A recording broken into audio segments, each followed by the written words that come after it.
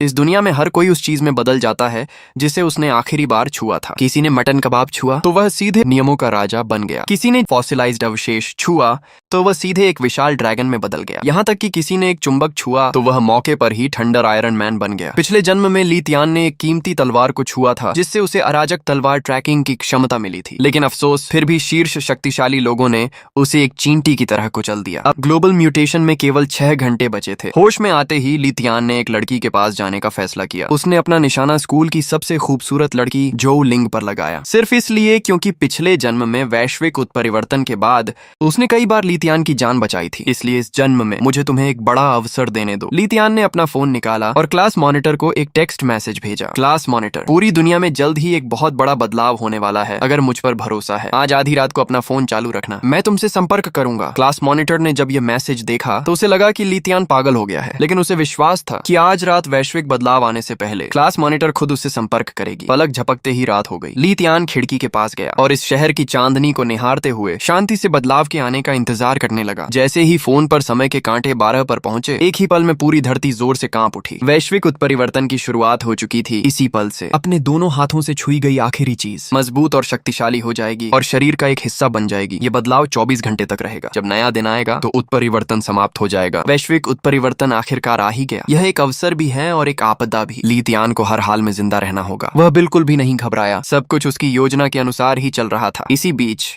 ये खबर सार्वजनिक हो चुकी थी। पशु संग्रहालय में रखे हुए जीवाश्म तुरंत ही सभी लोगों के लिए छीना झपट्टी का मुख्य लक्ष्य बन गए। ली तियान, दिन में तुमने जो मैसेज भेजा था उसका क्या मतलब था? क्या तुम पहले से जानते थे कि आज रात क्या होने वाला है? पलक झपकते ही सुबह हो गई। कीमती चीजों और रसद सामान को छीनने की होड़ में पूरा शहर पूरी तरह से ठप हो गया था, लेकिन ली तियान को इन सब की कोई परवाह नहीं थी। ये चीजें भविष्य में वह सिर्फ मुक्के चलाकर बड़ी आसानी से हासिल कर सकता था। समय एक एक पल करके चुपचाप बीतता गया। जब 11 बजने वाले थे तब जो लिंग अपने परिवार की नीलम माणिक लेकर ली तियान के घर पहुंची। उसका भाई जो गैंगयोंग अपने मजबूत संबंधों के दम पर अपने भाइयों के साथ शक्तिशाली जंगली जानवरों का शिकार करने गया था। उसके पिता जो शियोंगबा ने एक बेशकीमती तलवार को छूने की योजना बनाई थी और उसकी माँ एक बेशकीमती खंजर को छूने वाली थी। इस ली तियान के पास छूने का कौन सा सबसे बेस्ट सॉल्यूशन है? अब सिर्फ 1 घंटा बचा है। सभी के लिए कीमती चीजें ढूंढने का समय खत्म होने वाला है। क्या ली तियान मेरी इस पुश्तैनी जेमस्टोन से भी ज्यादा कीमती चीज ला सकता है? और क्या वह इसे मेरे साथ छूने के लिए तैयार है? ली तियान, तुमने मुझे यहाँ बुलाया और कहा कि तुम्हारे पास छूने का सबसे बेहतरीन विकल्प है। जल्दी मुझे बताओ। इंटरनेट पर बहुत सारे हैं। इंटरनेट पर कई ब्लॉगर और प्रभावशाली लोग कहते हैं कि शक्तिशाली जीवों को छूना होगा, या दुर्लभ प्राचीन वस्तुओं को,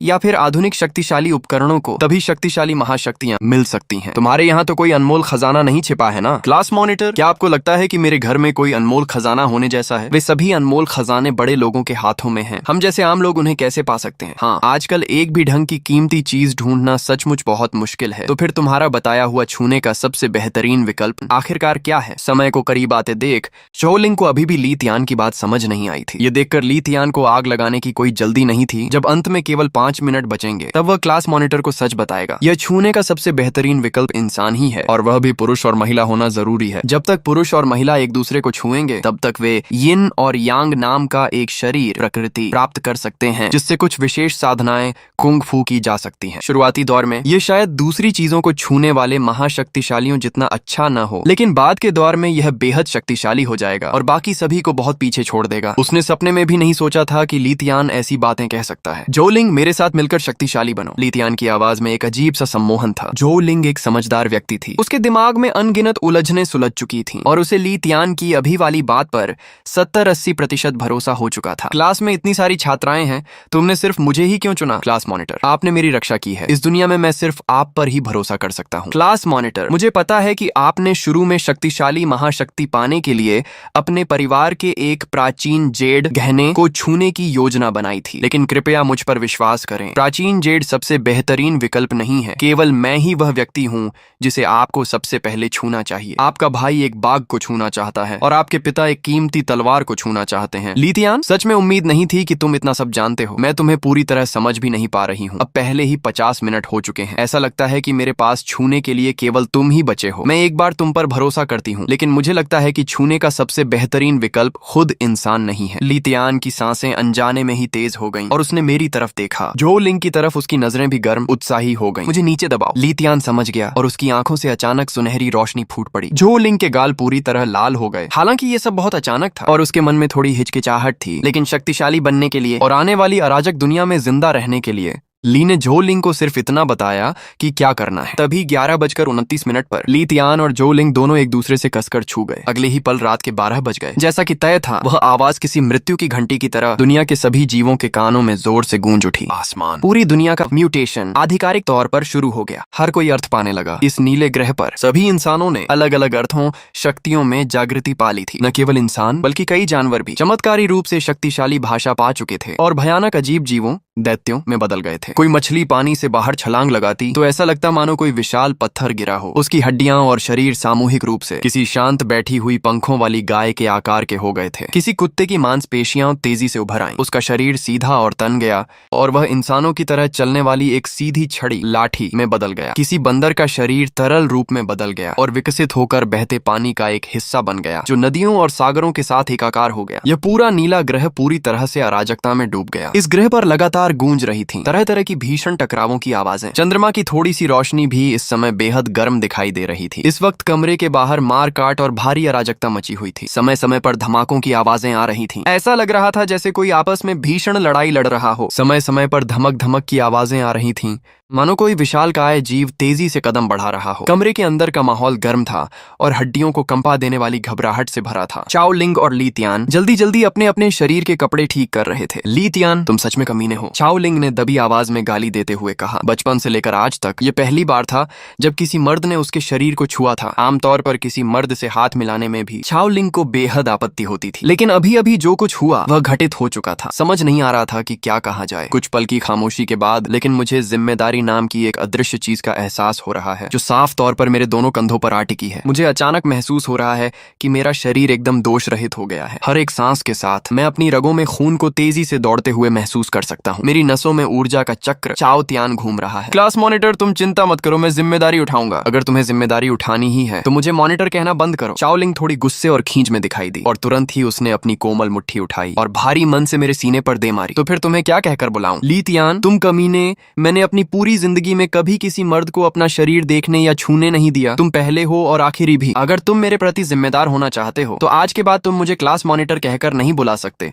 तुम्हें मुझे लिंग लिंग कहना होगा। अगर तुमने मुझसे दोबारा औपचारिक बात की तो मैं गुस्सा हो जाऊंगी। और हाँ, मैं तुम्हें भविष्य में किसी दूसरी औरत के शरीर को छूने की इजाजत नहीं देती और मेरी इजाजत के बिना तुम मेरे शरीर को भी नहीं छू सकते। मेरा तुम्हारे साथ इश्क लड़ाने का कोई इरादा नहीं है, न ही मुझे तुम्हारी गर्लफ्रेंड बनना है, इसलिए तुम्हें मुझसे दूरी बनाए रखनी होगी। आज जो कुछ भी हुआ उसे गुप्त रखना होगा, किसी को मत बताना, नहीं तो मैं तुम्हें जान से मार डालूंगी। मैंने कान खड़े करके गंभीरता से उसकी पूरी बात सुनी और फिर संजीदगी से सिर हिलाया। तुमने जैसा कहा है मैं बिल्कुल वैसा ही करूंगा। इसके बाद चाओ लिंग अपने शरीर में आए बदलावों को महसूस करने लगी। ली तियान, मुझे अपनी देखने और सुनने की क्षमता बेहतर होने के अलावा ऐसा नहीं लगता कि कोई और एबिलिटी मिली है। तुम्हें क्या लगता है, क्या सबसे समझदार दीदी जुई जी से कोई गलती हो गई है? यह भी एक कल्टीवेटर शिवशेंज की विशेषता है। शुरुआती दौर में खुद को बचाते हुए विकसित होना पड़ता है और जब अंतिम चरण आता है तो एक ही झटके में दुनिया के शीर्ष पर खड़ा हुआ जा सकता है। कहा जाता है कि साधना की शुरुआत में क्यूंग लियनछी और शरीर को मजबूत करने लियनटाई की प्रक्रिया एक साथ चलती है, ठीक वैसे ही जैसे दौड़ते समय सांस लेने की लय को नियंत्रित करना पड़ता है। रही बात इंटरनेट पर कही जाने वाली फाउंडेशन बिल्डिंग, कोर फॉर्मेशन, जी डैन जैसी अवस्थाओं की, तो इन सब बातों के बारे में ये सारा ज्ञान मैंने अपने पिछले जीवन में कल्टीवेशन की दुनिया ज्ञान प्राप्त करते समय सीखा था। ये सब मेरे पिछले जीवन का है, लेकिन मैंने झो लिंग को यह नहीं बताया कि मैं एक पुनर्जन्म लिया हुआ व्यक्ति हूँ। आखिरकार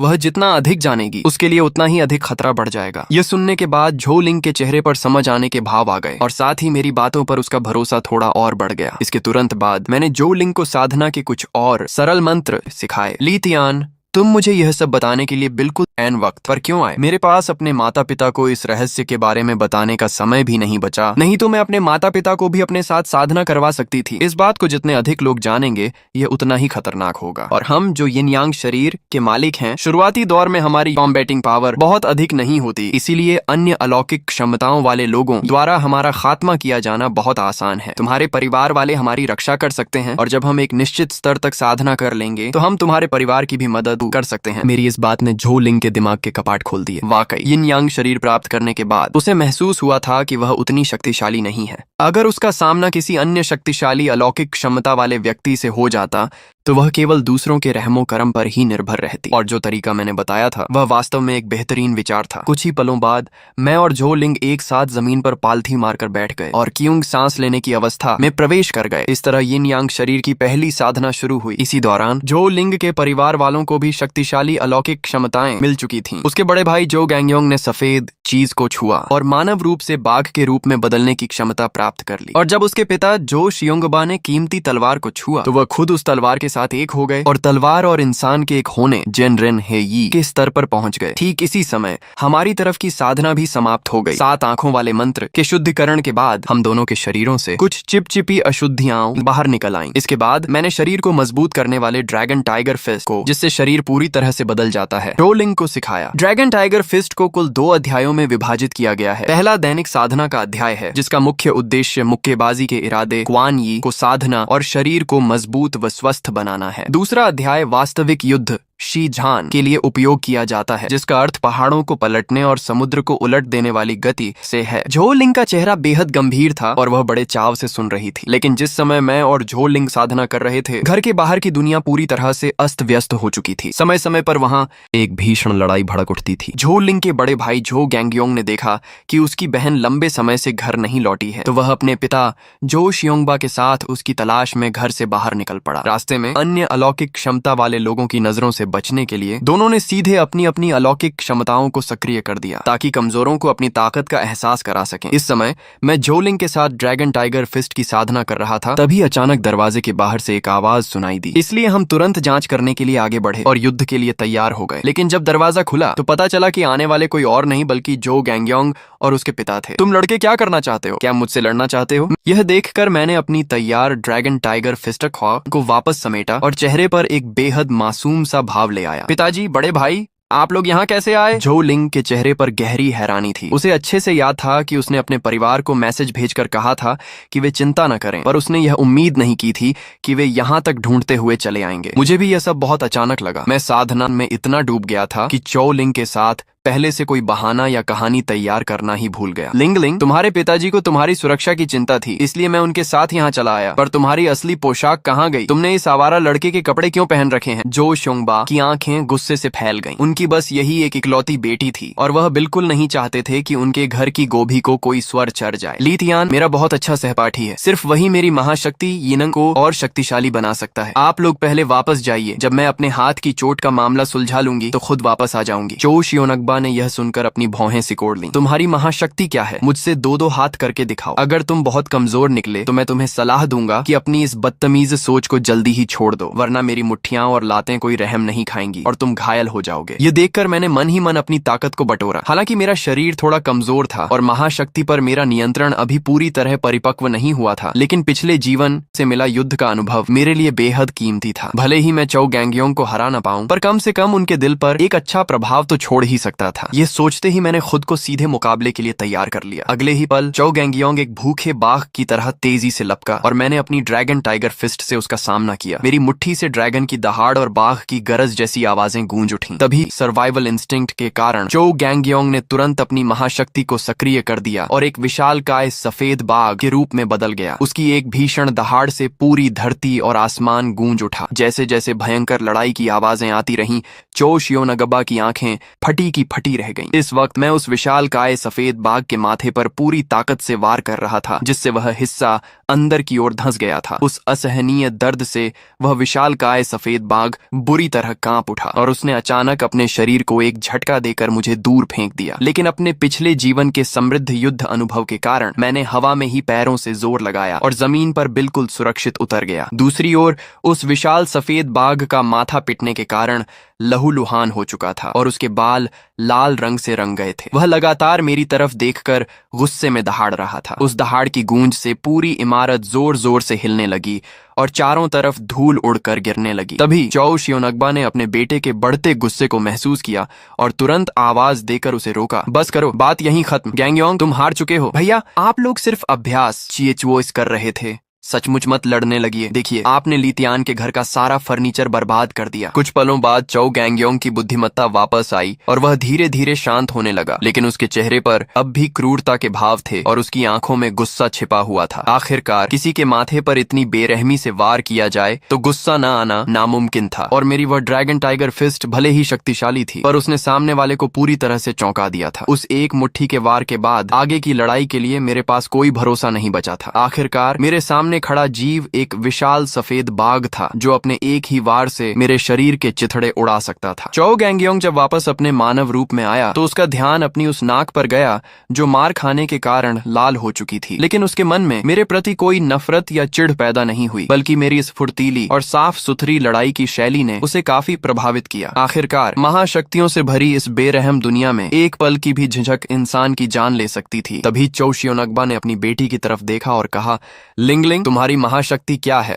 अपनी बेटी की महाशक्ति को लेकर चौ शियोनगबा बेहद उत्सुक थे। वह खुद एक अनमोल तलवार बाओजेन्स में बदल सकते थे, उनकी पत्नी एक अनमोल चाकू बाओदाओ बन सकती थी, और उनका बेटा एक विशाल सफेद बाघ बन सकता था। ये सुनकर चौ लिंग थोड़ी असहज हो गई और उसने तुरंत मदद के लिए मेरी तरफ देखा। मैं जानता था कि चौ शियोनगबा और उनका बेटा कोई बुरे इंसान नहीं है, इसलिए मैंने धीरे से अपना सिर हिलाया। लिंगलिंग, कोई बात नहीं, बता दो। चौ शियोनगबा और उनका बेटा दोनों एक पल के लिए दंग रह गए। उन्होंने कभी नहीं सोचा था कि उनकी अपनी बेटी को अपनी महाशक्ति के बारे में बताने के लिए भी पहले मुझसे अनुमति लेनी पड़ेगी, और मुझसे अनुमति मिलने के बाद चौ लिंग ने भी आगे कोई संकोच नहीं किया। ली चियांग ने मेरे साथ एक असाधारण संसाधन साझा किया है जिसने मुझे इस जीवन में यिन यांग शरीर की क्षमता दी है। चौ लिंग ने अभी अपनी बात पूरी भी नहीं की थी कि अचानक कमरे के दरवाजे पर एक जोरदार लात पड़ी। अंदर के लोगों, चुप हो जाओ, नहीं तो मैं तुम सबको जान से मार डालूंगा। ये हरकत किसी पागल जैसी लग रही थी। लगा कि कोई दूसरा क्षमतावान एबिलिटी यूजर आकर हंगामा कर रहा है। हम चारों की आंखें एक साथ चमकी और हम सब एक साथ दरवाजे की ओर देखने लगे। मैंने तुम लोगों से चुप रहने को कहा था, सुनाई नहीं दिया क्या तुम सब कठपुतली हो? लगातार आती चीखों के साथ दरवाजे पर फिर से एक जोरदार लात पड़ी और यहाँ तक कि उसमें एक छेद हो गया। उस छेद के माध्यम से हमने बाहर खड़े एक भयानक चेहरे वाले आदमी को देखा। उस आदमी के कान बोधिसत्व भगवान की तरह बड़े थे। साफ था कि इस आदमी को जो क्षमता मिली थी वह उसके उन कानों से जुड़ी थी। तुमने सुना नहीं क्या? अगर शांत नहीं हुए तो मैं तुम सबको पीट पीट कर मार डालूंगा। उस आदमी ने कमरे के भीतर के लोगों को साधारण देखा तो उन्हें मामूली क्षमतावान समझकर उसका घमंड और भी बढ़ गया। इस कमीने ने तुम्हारे घर का दरवाजा तोड़ दिया, ये तो हद है। तुम जाकर उसे पकड़ो। जो गैंगयोंग खुद हाथ नहीं उठाना चाहता था क्योंकि इससे और बड़ा हंगामा होता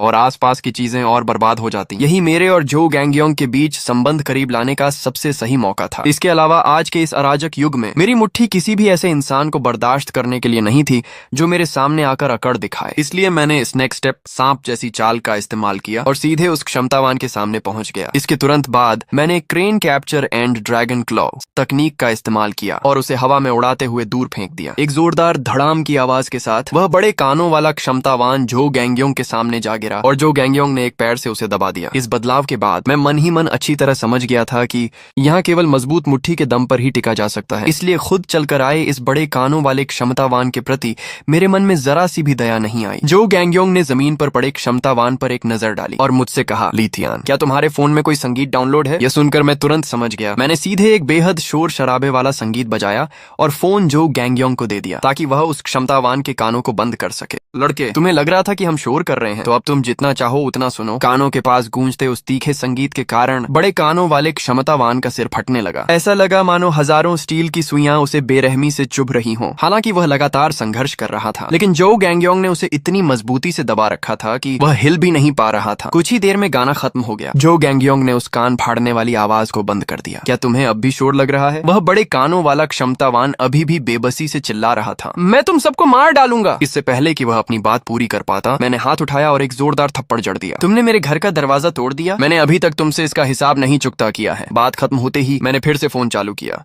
और दोबारा वही तीखा संगीत बजा दिया। कई बार इस तरह प्रताड़ित करने के बाद वह बड़े कानों वाला क्षमतावान आखिरकार सीधा हो गया और उसका घमंड टूट गया। क्या तुम्हें अब भी यह शोर लग रहा है? अगर तुम्हारा जवाब हमें संतुष्ट कर दे तो मैं तुम्हें यहाँ से जाने दूंगा। बड़े कानों वाले क्षमतावान ने जल्दी जल्दी अपना सिर हिलाया। नहीं, कोई शोर नहीं है, यह बहुत मधुर है। ठीक है, अब तुम जा सकते हो। आपकी इस कृपा के लिए धन्यवाद, मैं जा रहा हूँ। बड़े कानों वाले क्षमतावान ने एक जबरदस्ती की मुस्कान चेहरे पर लाई और जाते समय कमरे का दरवाजा धीरे से बंद करना भी नहीं भूला। कुछ पलों के बाद जो शियोंगड़ा ने अपनी बेटी जो लिंग की तरफ देखा। तुमने अभी जो यिन यांग के बारे में कहा था, नहीं, लिंगलिंग की क्षमता के बारे में बेहतर होगा कि मैं ही बताऊं। जब दुनिया में अलौकिक क्षमताओं का आगमन हुआ था तब मेरे दिमाग में एक अमर देवता की आवाज गूंजी थी। उन्होंने मुझे बताया था कि जब एक पुरुष और एक महिला एक दूसरे को स्पर्श करते हैं तो वे यिन यांग शरीर की क्षमता प्राप्त कर सकते हैं, जिससे वे सर्वोच्च देवताओं की कलाओं का अभ्यास कर सकते हैं और अमरता के मार्ग पर चल सकते हैं। अमर सांक्ष्यन ने मुझे यह भी बताया था आधे साल बाद ब्लू स्टार पृथ्वी एक ऐसे महाद्वीप से टकराएगा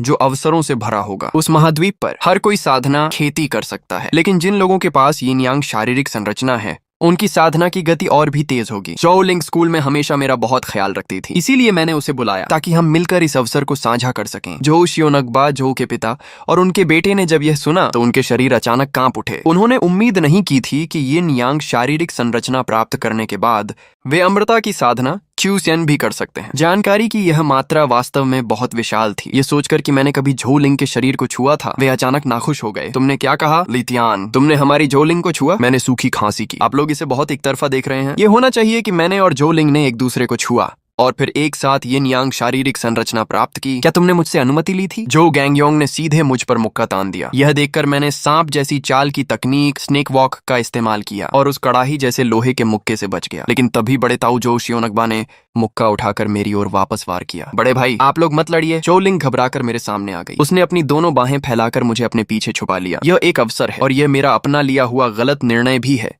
लेकिन मैं और लीतियान इसे वैसे ही मान रहे हैं जैसे आप लोग एक साथ दिखाई दिए हैं। ये देखकर मैंने जल्दी से सहमति जताई। अंकल और भाई गैंगयोंग, मैं आप लोगों को चियान मंत्र 7 आंखें मंत्र सिखा सकता हूँ, जिससे आप स्वर्ग और पृथ्वी की आध्यात्मिक ऊर्जा लिंग की को सोख सकें और अपनी नसें खोलकर साधना शुरू कर सकें। तुम हमें चियान मंत्र सिखाओगे, हमें साधना भी सिखाओगे। क्या तुम्हारी कोई साजिश तो नहीं है? क्या साजिश होगी? मुझे लितियान के चरित्र पर भरोसा है, वह उस तरह का साजिश रचने वाला इंसान नहीं है। तभी जो गैंगयोंग ने मेरी तरफ देखा और कहा, तुमने मेरी छोटी बहन के शरीर को छुआ है, तुम्हें लिंगलिंग की जिम्मेदारी लेनी होगी। चलो, मैं चाहता हूँ कि तुम मेरे साथ घर चलो। अगर मुझे पता चला कि तुम्हारी कोई साजिश है तो मुझे दोष मत देना कि मैं बेरहम और निर्दयी हूँ। पूरा परिवार गुस्से में था। यह सुनकर मैं दंग रह गया। जो गैंगयोंग वास्तव में मुझे अपने साथ घर ले जाना चाहता था। इसके अंदर ऐसा लग रहा था जैसे कोई छिपी हुई आवाज थी। इस समय झोलिंग के चेहरे पर एक लालिमा छा गई। छोटे भाई, तुम क्या बकवास कर रहे हो? मैं और लीतियान अच्छे सहपाठी हैं, हमें प्यार करने की जरूरत नहीं है। लीतियान, तुम्हारे घर में कोई नहीं है और यह घर अभी लड़ाई के कारण काफी क्षतिग्रस्त हो गया है। क्यों ना तुम पहले हमारे साथ घर चलकर रहो। इस अराजक दुनिया में हर कोई साथ मिलकर रहेगा तो जीवित रहने की संभावना भी थोड़ी अधिक होगी। जो शियोनगबा ने जो कहा वह झूठ नहीं था। अब अराजकता का समय है और मैं अभी साधना के शुरुआती चरण में हूँ।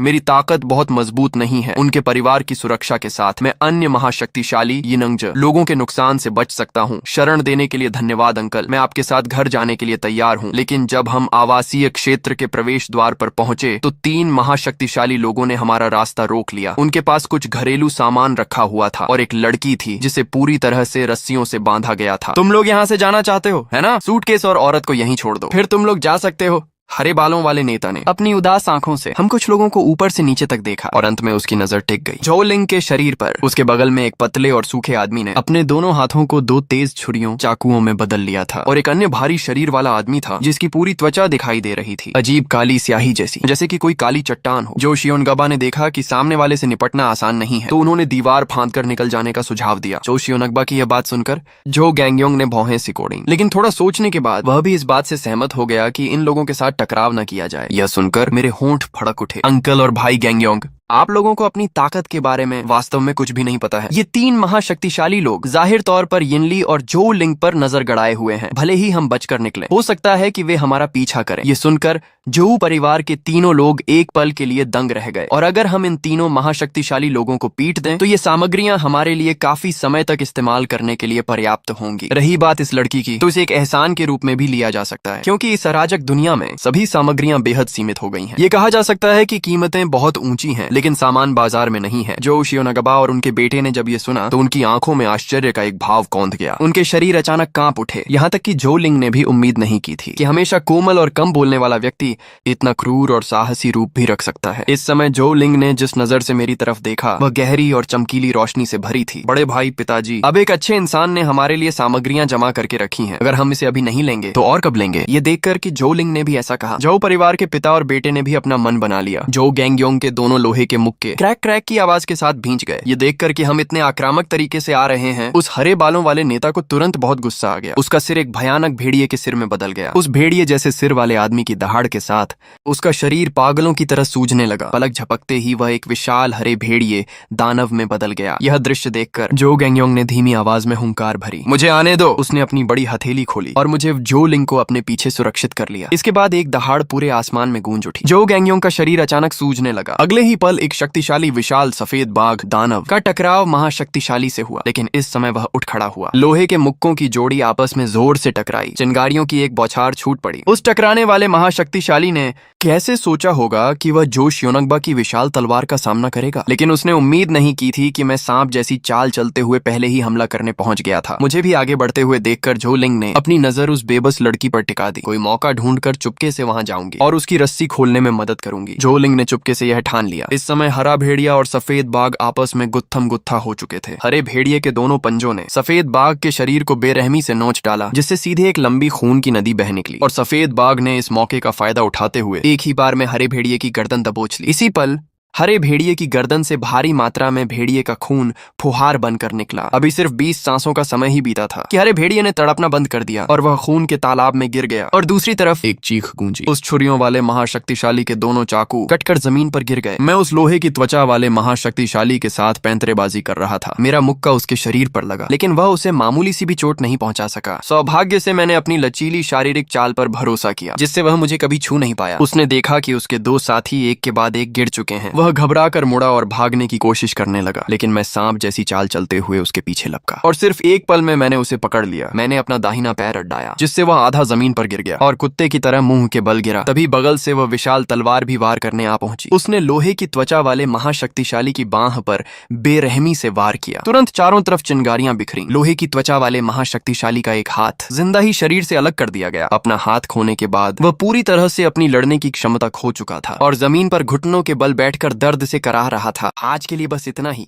और वीडियो बनाने का मूड नहीं कर रहा है, वीडियो को लाइक और सब्सक्राइब करना मत भूलना। मिलते हैं नेक्स्ट वीडियो में।